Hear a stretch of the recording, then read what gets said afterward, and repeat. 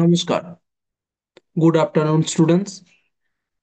তো দেখো, আজকে আমাদের বিজ্ঞান বিষয়ের টপিক যেটা, সেটা বোর্ডে লেখা আছে।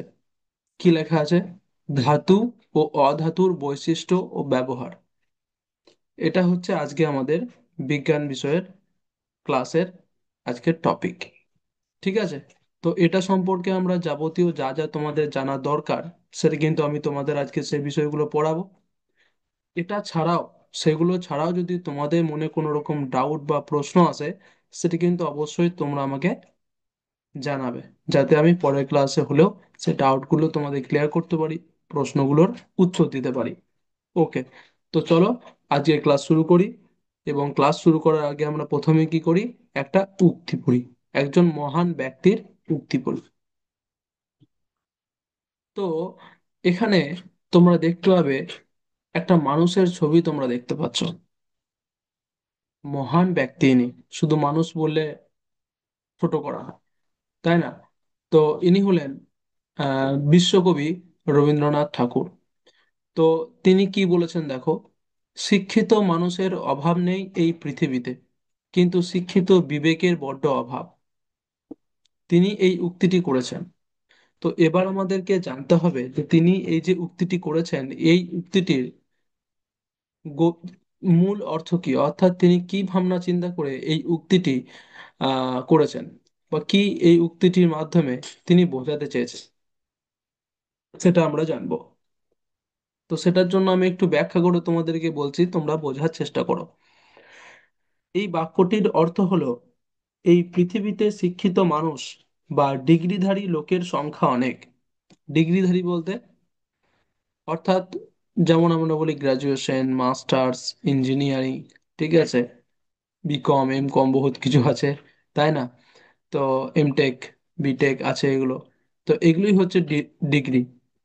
তো এই যে জিনিসগুলো বলছে, ডিগ্রিধারী লোকের সংখ্যা অনেক, কিন্তু বিবেকবান ও নৈতিকভাবে শিক্ষিত মানুষের সংখ্যা খুব কম। এবার বলছে শিক্ষিত মানে কি? বলছে শিক্ষিত মানে শুধু বইয়ের জ্ঞান অর্জন করা নয়। শিক্ষিত মানে কিন্তু শুধু জ্ঞানে মানে অর্জন করা কিন্তু নয়।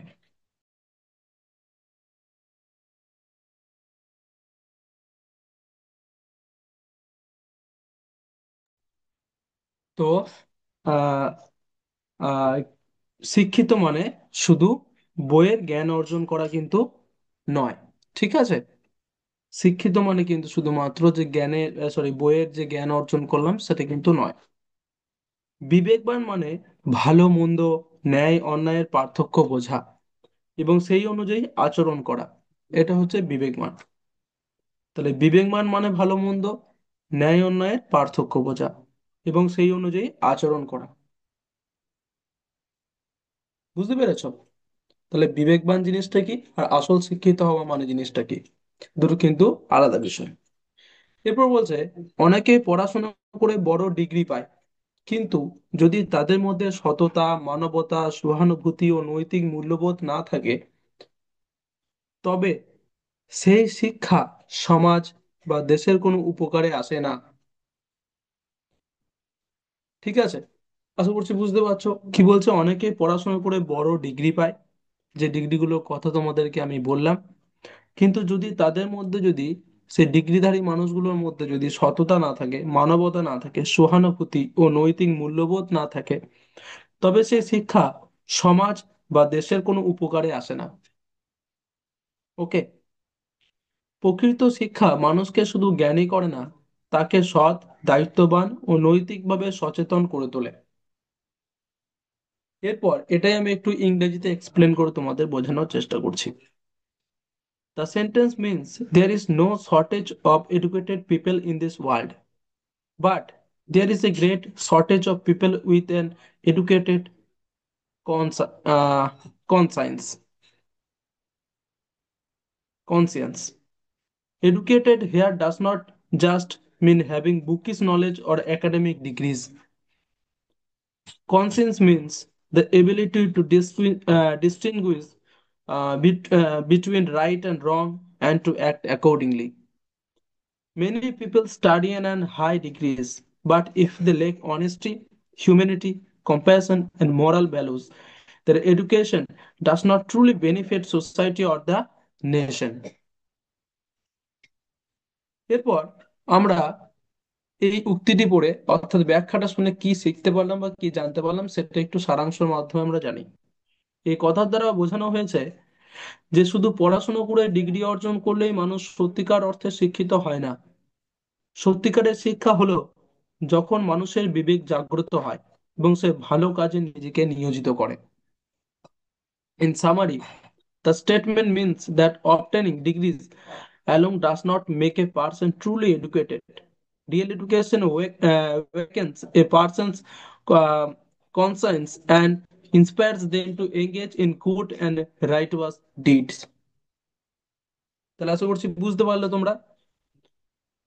আহ, এই যে উক্তিটি রবীন্দ্রনাথ ঠাকুর করেছেন সেই উক্তিটির অর্থ তোমরা আশা করছি তোমরা বুঝতে পেরেছো। এরপর আমরা কি করব, এরপর আমরা চলে আসবো আমাদের মেইন টপিক। ওকে।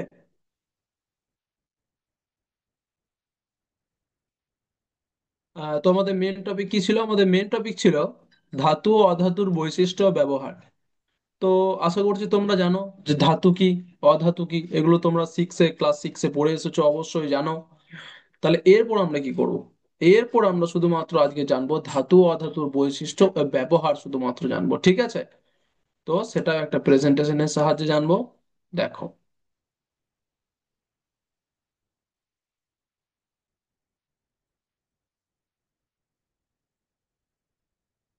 এই যে আশা করছি তোমরা এখানে দেখতে পাচ্ছ আমার স্ক্রিন শেয়ার যেটা করেছি সেই স্ক্রিন শেয়ারটা। দেখো লেখা রয়েছে মেটালস অ্যান্ড নন মেটালস, ধাতু এবং অধাতু।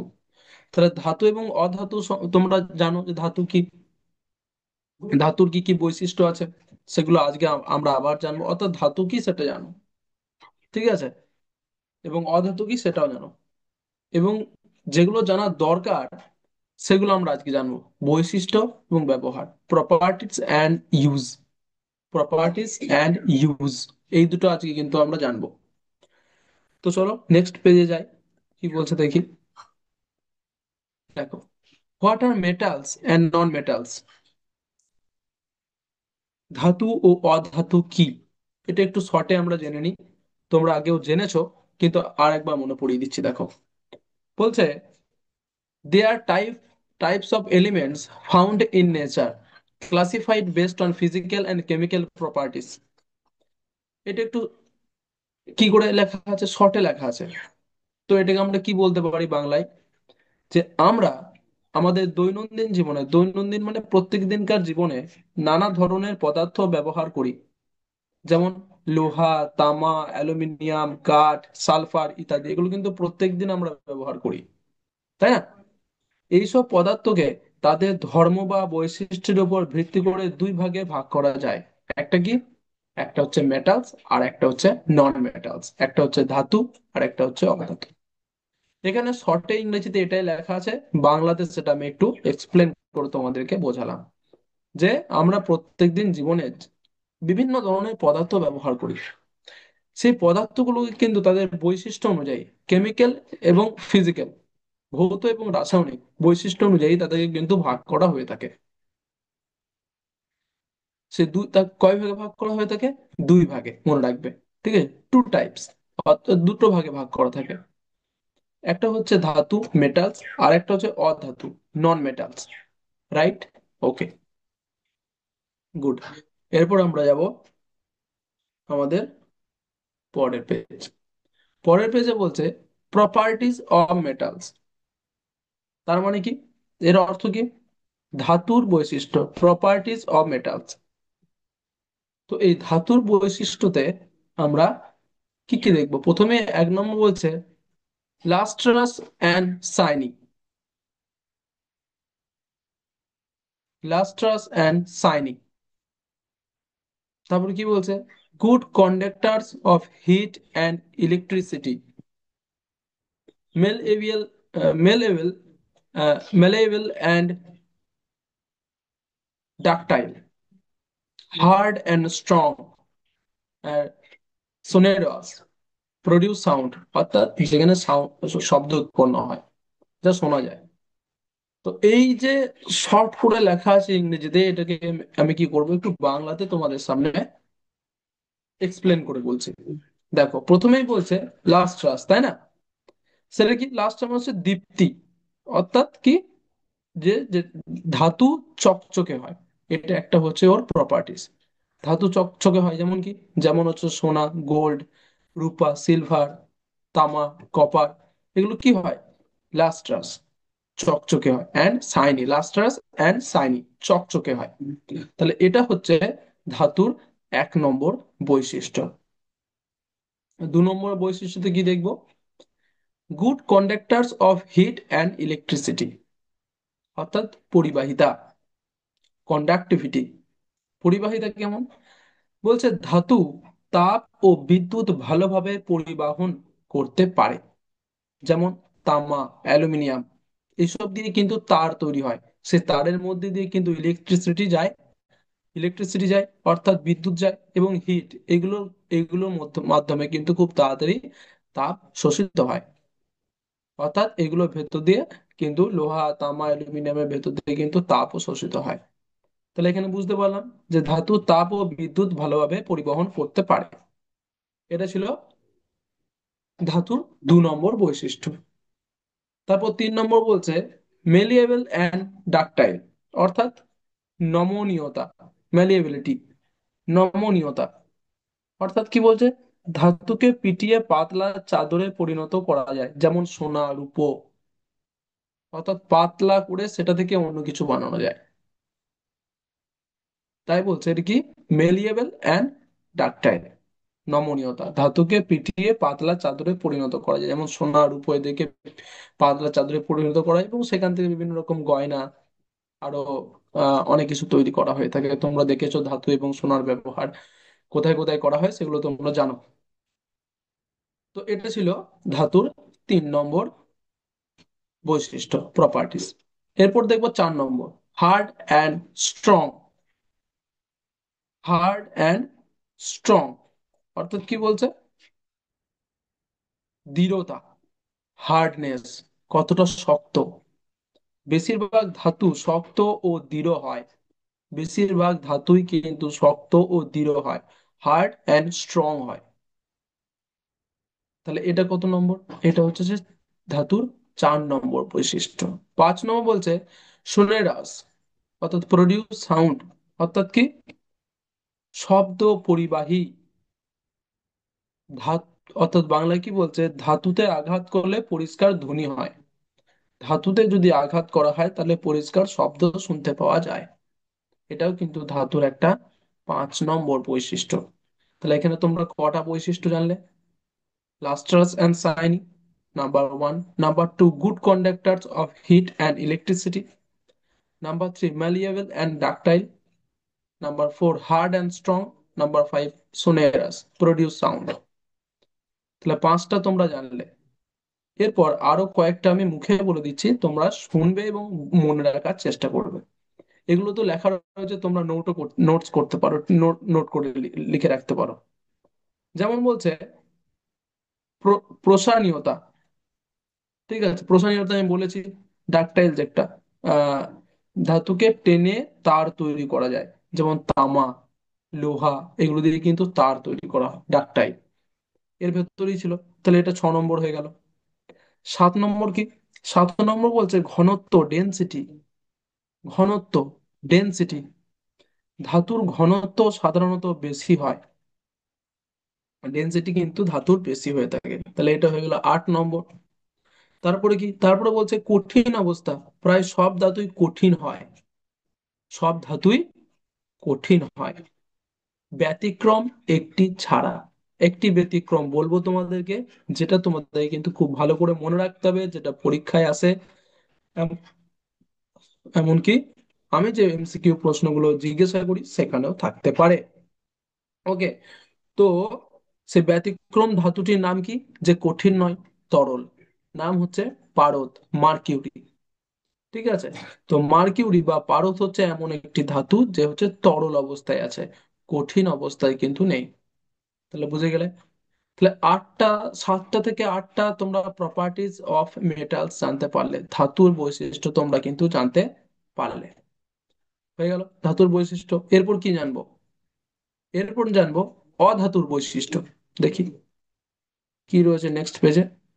দেখো, প্রপার্টিজ অফ নন মেটালস, অধাতুর বৈশিষ্ট্য।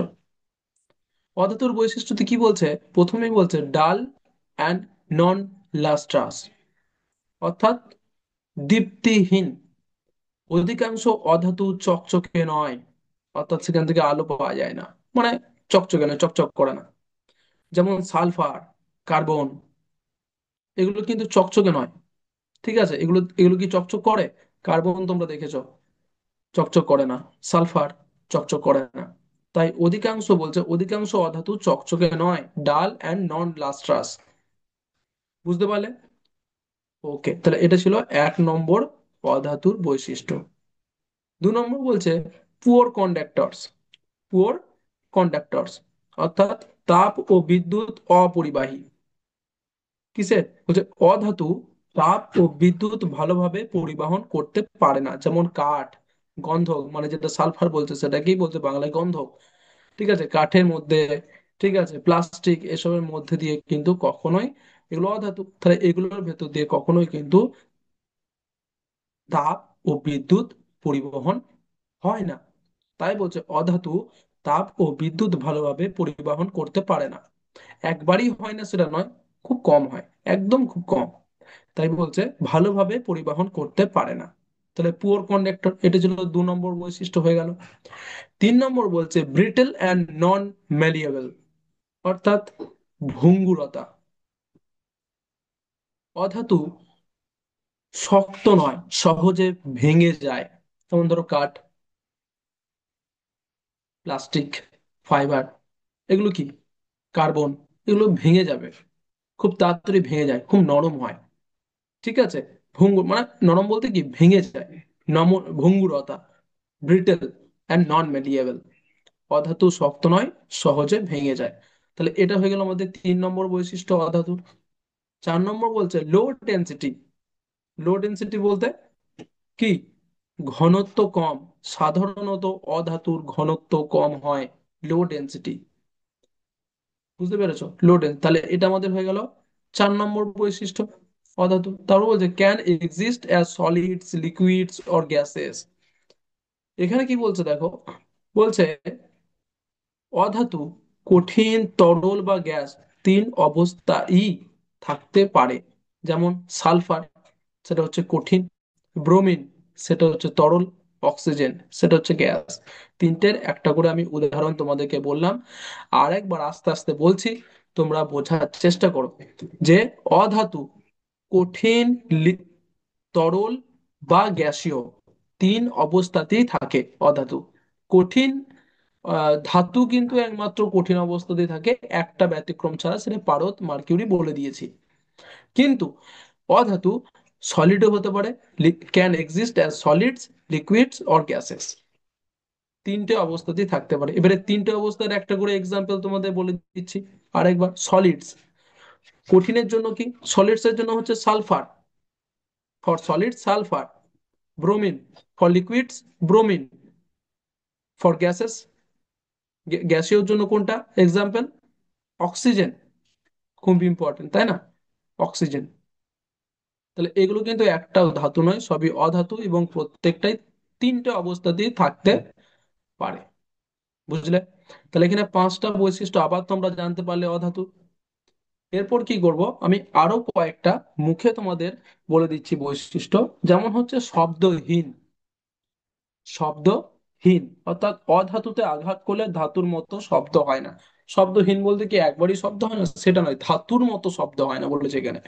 অধাতুতে আঘাত করলে ধাতুর মতো শব্দ হয় না। কাঠে যদি আঘাত করো বা প্লাস্টিকে যদি আঘাত করা হয়, তাহলে সেখানে কি হবে না, সেখানে কিন্তু আওয়াজ খুব কম হবে।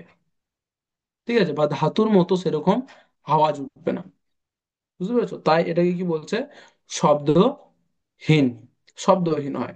তারপরে কি, নমনীয় বা প্রসারণীয় নয়, অর্থাৎ এগুলোকে পিটিয়ে চাদর বা টেনে তার বানানো যায় না। কাঠকে পিটিয়ে কি তার বানানো যাবে? যাবে না, পেটালে কি হবে? ভেঙে যাবে। সেরকমই বলছে এটা, যে এটা নমনীয়। নমনীয় বলতে নরম ব্যাপারটা নয়, নমনীয় বলতে যেটাকে পিটিয়ে চাদর বা টেনে তার তৈরি করা যায়, সেরকম কিন্তু অধাতু নয়। তাহলে এখানে তোমরা বুঝতে পারলে। ঠিক আছে, এখানে অধাতুরও মোটামুটি বৈশিষ্ট্য তোমরা পাঁচ ছটা মতো ছ সাতটা মতো জেনে গেলে। ঠিক আছে, তো এরপর আমরা যাব নেক্সট পেজ। নেক্সট পেজে কি দিচ্ছে দেখি। নেক্সট পেজে দিচ্ছে ইউজেস অফ মেটালস, ধাতুর ব্যবহার। ধাতুর ব্যবহার কি কি রয়েছে, কোন ধাতু কিসে ব্যবহার করা হয়, সেগুলো কিন্তু এখানে আমি লিখে রেখেছি। দেখো তোমরা দেখতে পাবে এবং পারলে সেগুলো নোট করার চেষ্টা করো। দেখো প্রথমেই বলছে আয়রন। আয়রন মানে কি? আয়রন মানে হচ্ছে লোহা। তো লোহার used in Bridges and vehicles, মানে কি? লোহা কিসে ব্যবহার হয়? সেতু অর্থাৎ ব্রিজ তৈরি করতে, গাড়ি, যন্ত্রপাতি তৈরিতে, এগুলোর ক্ষেত্রে কিন্তু লোহার ব্যবহার হয়ে থাকে। দু নম্বর বলছে কপার। কপার মানে কি? কপার মানে হচ্ছে তামা। তো তামা used in wires and coins, অর্থাৎ তামার বৈদ্যুতিক তার এবং কয়েন তৈরি করতে। ঠিক আছে, কয়েল এগুলো জন্য কি ইউজ হয়? এখানে কিন্তু তামার ব্যবহার হয়ে থাকে। তা বলছে অ্যালুমিনিয়াম, ইউটেন্সিলস অ্যান্ড এয়ারক্রাফটস, অর্থাৎ অ্যালুমিনিয়াম কিসে ব্যবহার, অ্যালুমিনিয়ামকে বাংলাতে অ্যালুমিনিয়ামই বলে। তো অ্যালুমিনিয়ামের ব্যবহার কিসে কিসে করা হয়? রান্নার বাসন, এসব অ্যালুমিনিয়ামের বাসন ইউ করা হয়, ইউটেন্সিল সেখানে। এবং বিমানের দেহ, অর্থাৎ বিমানের যে বডি স্ট্রাকচারটা সেটা উপরের, সেটা কিন্তু কি দিয়ে তৈরি হয়? অ্যালুমিনিয়াম। কেন? কারণ অ্যালুমিনিয়াম খুবই হালকা ধাতু তাই। ঠিক আছে, তারপর 4 নম্বর দিচ্ছে গোল্ড অ্যান্ড সিলভার, সোনা এবং রূপো। এই দুটো কি দিয়ে কি তৈরি হয়? দেখো জুয়েলারি, অলংকার, ঠিক আছে, তৈরি হয়। বুঝতে পারছো? এবং এছাড়াও কি কিসে ইউজ হয়? এবং আরো ইলেকট্রিক যন্ত্রে বা বৈদ্যুতিক কাজেও কিন্তু গোল্ড এবং রূপোর ব্যবহার হয়, কিন্তু এগুলোর দাম যেহেতু বেশি, তাই এখন সেগুলো ব্যবহার করা হয় না বৈদ্যুতিক বা ইলেকট্রিক জিনিসের ক্ষেত্রে। এখন শুধুমাত্র অলংকার, গয়না এসবের ক্ষেত্রে গোল্ড এবং সিলভার ব্যবহার করা হয়। ওকে, এরপর বলছে 5 নম্বর জিঙ্ক। জিঙ্কের বাংলা হচ্ছে কি বলতো? দস্তা। তো জিঙ্ক কিসে ব্যবহার হয়? জিঙ্ক ব্যবহার হয় লোহার মরচে প্রতিরোধে। লোহা, কোন একটা লোহাকে যদি ফেলে রাখি রোদে জলে, সেটা কিন্তু মরচে পড়ে যায়। এবারে এমন এমন সিচুয়েশন হয়ে যায় যেখানে আমাদেরকে লোহার জিনিস, যেমন গেট টেট, তারপরে সিটি, এগুলোতে কি হয়, আমাদেরকে লোহার এগুলোই বানাতে হয়। তো তখন সেগুলোতে যাতে মরচে না পড়ে, তার তার উপর তো লোহার উপরে কিসের প্রলেপ দেওয়া হয়? জিঙ্ক, বা যেটাকে দস্তা বলা হচ্ছে, সেটার প্রলেপ দেওয়া হয়, মানে রং করা হয় সহজ ভাষায়। ঠিক আছে, তাতে কি হয়? লোহার মরচে পড়ে না। তাহলে এখানে, তাহলে এগুলো সব ধাতু। তাহলে ধাতুর, ঠিক আছে, ব্যবহারগুলো কিন্তু আমরা এখানে জানতে পারলাম। কটা ধাতুর ব্যবহার জানতে পারলাম? পাঁচটা মতো। গুড। পরের পেজে চলে যাই, কি বলছে ইউজেস অফ নন মেটালস, অর্থাৎ অধাতু। অধাতুর ব্যবহারগুলো কি একবার চট করে জেনে নি। প্রথমে বলছে অক্সিজেন। অক্সিজেনের ব্যবহার তোমরা সবাই জানো, ফর ব্রেথিং অ্যান্ড বার্নিং, অর্থাৎ শ্বাস প্রশ্বাস ও দহন প্রক্রিয়ায় অপরিহার্য। অর্থাৎ কোনো কিছু আগুন লাগাতে এবং শ্বাস কাটছে, সেখানে কিন্তু অক্সিজেনের ব্যবহার আমরা করে থাকি। 2 নম্বর বলছে কার্বন। কার্বনে কি বলছে? ফুয়েলস এবং পেন্সিল, অর্থাৎ জ্বালানি ও পেন্সিলের সীসা হিসেবে ব্যবহৃত হয়। পেন্সিলের যে শীষটা থাকে, কালো শীষটা, সেটা কিন্তু কার্বন দিয়ে তৈরি হয়। এবং জ্বালানির কাজে কিন্তু কার্বন ব্যবহার হয়ে থাকে। নাম্বার 3 সালফার, মেডিসিনস অ্যান্ড ম্যাস্টিক্স, অর্থাৎ কি গন্ধক, যেটা বাংলায় বলা হয় সালফারকে, গন্ধক, ওষুধ এবং আগুন ধরানোর কাঠিতে ব্যবহার হয়। ম্যাচস্টিক্স, দেশলাই কাঠি, ওখানেও কিন্তু সালফারের ব্যবহার হয়ে থাকে। এবং মেডিসিন, ওষুধের কাজ। নাইট্রোজেন, নাইট্রোজেনের ব্যবহার কি? এগুলো সব কিন্তু অধাতু, বুঝতেই পারছো। নাইট্রোজেন ফার্টিলাইজার্স, সার ও বায়ু শীতলীকরণে ব্যবহৃত হয়। ফার্টিলাইজার, সার, ঠিক আছে, সেখানে নাইট্রোজেন ব্যবহার হয়ে থাকে। ক্লোরিন, ঠিক আছে, ক্লোরিন কি কাজে ব্যবহার হয়? ওয়াটার পিউরিফিকেশন, জল পরিশোধন এবং জীবাণুনাশক হিসেবে ব্যবহৃত হয়। জলে জীবাণু থাকলে সেটাকে মারার জন্য ক্লোরিন দেওয়া হয়। তো সেখানে ক্লোরিন ব্যবহার হয়ে থাকে। তাহলে অধাতুর ব্যবহারগুলো তোমরা এখানে জানতে পারলে। ঠিক আছে, পাঁচটা ব্যবহার। গুড। এরপর তোমাদেরকে আমি ধাতু এবং অধাতুর কি করব, একটু আম, যে তুলনাটা, কম্প্যারিজন, সেটা একটু বলে দিই। ঠিক আছে, বোর্ডে একটু লিখে দিই, দেখো।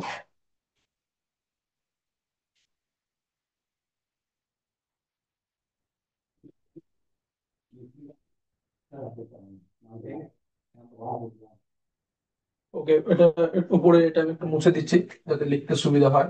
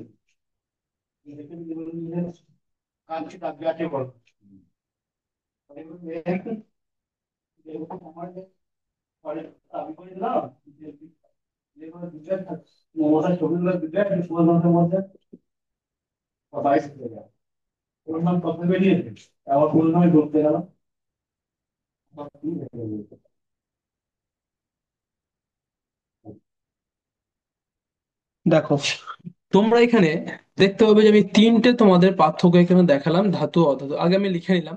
ঠিক আছে, এরপর তোমাদেরকে বলছি। দেখো, প্রথমে রয়েছে 1 নম্বর চকচকে। ধাতু চকচকে হয়, অধাতু দীপ্তিহীন অর্থাৎ চকচকে হয় না। 2 নম্বর বলছে পরিবাহক, অর্থাৎ কিসের পরিবাহক? তাপ ও বিদ্যুতের পরিবাহক ধাতু। এবং অধাতু কি? খারাপ পরিবাহক। ঠিক আছে, অতটা পরিবাহক অর্থাৎ তাপ ও বিদ্যুৎ অতটা পরিবহন করতে পারে না কে? না, অধাতু। ওকে, এরপর বলছে 3 নম্বর বলছে কঠিন, অর্থাৎ ধাতু কঠিন হয়, কঠিন পদার্থ তো থাকে এবং অবস্থায় থাকে। এবং অধাতু তিনটি অবস্থায় থাকে, অর্থাৎ কঠিন, তরল এবং গ্যাসীয়, তিনটে অবস্থাতে কিন্তু অধাতু থাকতে পারে, যেটা তোমাদেরকে আমি প্রেজেন্টেশনের সাহায্যে দেখিয়েছি। ওকে, তাহলে এই পার্থক্যগুলো মনে রাখবে। ঠিক আছে, এবার পার্থক্য সাহায্যে দেখলে অনেকটা ইজি হয়। চলো এবার দেখে নিই আর একবার, প্রেজেন্টেশনটা দেখে নিই। ওকে, এরপর একটা দিয়েছে দেখো, ফান ফ্যাক্টস। ফান ফ্যাক্টস কি? মজার তথ্য কি? একটা হচ্ছে mercury is a liquid metal. তোমাকে বলে দিয়েছিলাম যে মার্কিউরি হচ্ছে একটা কি, মার্কিউরি হচ্ছে একটা পারদ, হচ্ছে একমাত্র তরল ধাতু। এবং বলছে diamond a non metal. Diamond কিন্তু কোনো ধাতু নয়। Is the hardest substance. হীরা হলো অধাতু কার্বনের একটি রূপ, কিন্তু এটি সবচেয়ে শক্ত পদার্থ। Gold and silver never rust. ঠিক আছে, বুঝতে পেরেছো যে কি এখানে ডায়মন্ড কিন্তু কি দিয়ে তৈরি হয়? একটা কার্বনের একটি রূপ। এবং ডায়মন্ড কিন্তু খুবই হার্ডেস্ট হয়, খুবই শক্ত একটা অধাতু। ওকে, এটাই ছিল ফান ফ্যাক্টস। এরপর আমরা কি করব? এরপর আমরা চলে আসব ওয়ার্ড ওয়াল অ্যাক্টিভিটিতে। তো তোমরা, আশা করছি এতক্ষণ যে ক্লাসটা নিলাম আম, ধাতু অধাতুর বৈশিষ্ট্য ও ব্যবহার সম্পর্কে, তো সেটা তোমরা ভালোভাবে বুঝতে পেরেছো। তো যদি কোনো ডাউট থাকে, প্রশ্ন থাকে, অবশ্যই জিজ্ঞাসা করবে। ঠিক আছে, কোনো অসুবিধা নেই। তো দেখি এবার তোমরা কতটা বুঝতে পারলে, একটু ওয়ার্ড ওয়াল অ্যাক্টিভিটি করে নিই।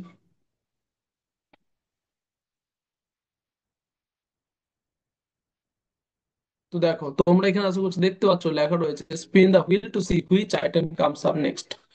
তো মানে কি, আমাদেরকে একটা হুইল ঘোরাতে হবে, একটা ঘোরাবো, স্পিন করবো, এবং সেটাতে যে প্রশ্নটা আসবে তার উত্তর তোমাদেরকে কিন্তু দিতে হবে। তোমরা চেষ্টা করবে প্রত্যেকটা প্রশ্নের উত্তর দেওয়ার। ওকে, তো স্টার্ট করি, চলো। স্পিন ইট, স্পিন করি। দেখো, স্পিন করছি।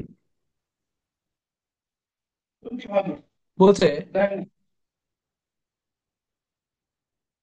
Which non metal is essential for breathing. শ্বাস প্রশ্বাসের জন্য কোন অধাতুটি প্রয়োজনীয়? একটা অধাতুর নাম যেটা আমাদের শ্বাস প্রশ্বাসের জন্য ব্যবহার হয়। কোনটা? কার্বন না অক্সিজেন? অক্সিজেন, তাই না? একদমই তাই। চলো পরেরটা স্পিন করি। স্পিন। দেখো কি প্রশ্ন আসছে তোমাদের জন্য। Which of the following is a good conductor of electricity? নিচের কোনটি বিদ্যুতের ভালো পরিবাহক? উড, কাঠ না কপার, তামা? বলতো কোনটা এর উত্তর, এ নাকি বি? একদমই তাই, উত্তর হচ্ছে বি, কপার, তামা। তারপর আবার স্পিন করব। কি প্রশ্ন আসছে দেখো তোমাদের জন্য।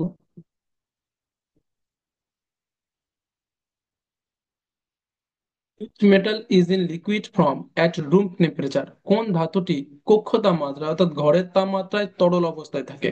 মার্কিউরি, পারদ না আয়রন, লোহা? এ নাকি বি, কোনটি এর উত্তর হবে বলো?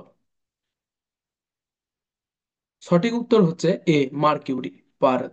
পারদ। ওকে, গুড। নেক্সট কোয়েশ্চেন দেখবো। স্পিন করি। স্পিন ইট।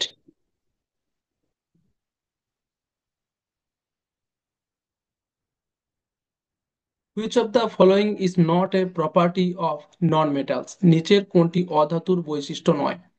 ডাল দীপ্তিহীন, সোনারাস শব্দ উৎপন্ন করে। অধাতু কি শব্দ উৎপন্ন করতে পারে? খুব কম করে, কিন্তু দীপ্তিহীন বটে, চকচকে নয়। তাই সোনেরাস শব্দ উৎপন্ন করে। Option B. দেখি পরের প্রশ্ন। স্পিন করি।